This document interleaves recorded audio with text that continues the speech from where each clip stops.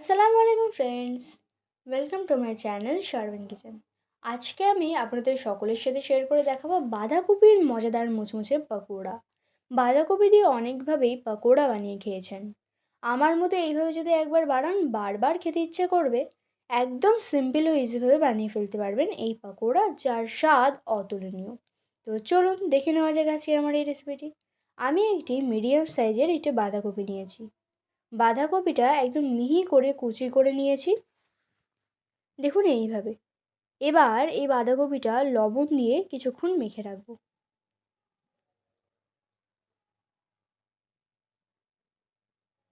10 minute মেখে রাখার পর বাঁধাকপিটা এরকম নরম হয়ে গেছে। এখন বাঁধাকপিটা এভাবে মুঠো বেঁধে চেপে এক্সট্রা জলগুলো বার করে নিচ্ছি।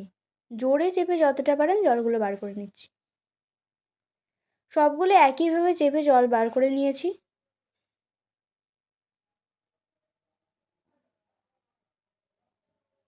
এবার এই বাঁধাকপির মধ্যে 2টি ডিম দিয়ে দিচ্ছি।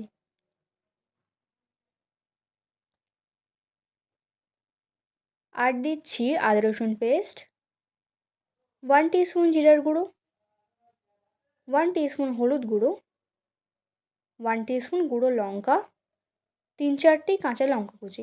ঝালটা আপনারা যেমন পছন্দ করেন দেবেন। আর দিচ্ছি 1 টিস্পুন গরম মশলা, গোটা জিরা, আর একটু দিচ্ছি 1 পিঞ্চ বেকিং সোডা। এবার ভালো করে সবগুলি মিশিয়ে নিচ্ছি।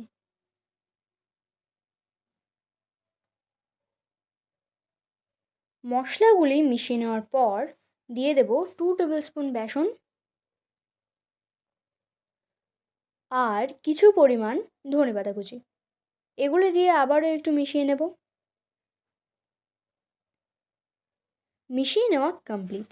এবার ভেজে নেব। কড়াইয়ে দিয়ে দিচ্ছি তেল।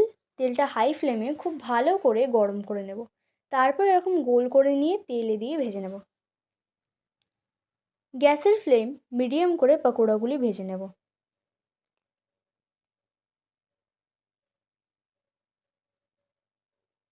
দু মিনিট পর উল্টে দিয়ে দুদিকে লাল করে ভেজে নেব। মিডিয়াম ফ্লেমে 3 থেকে 4 মিনিট ভাজার পর তুলে নেব।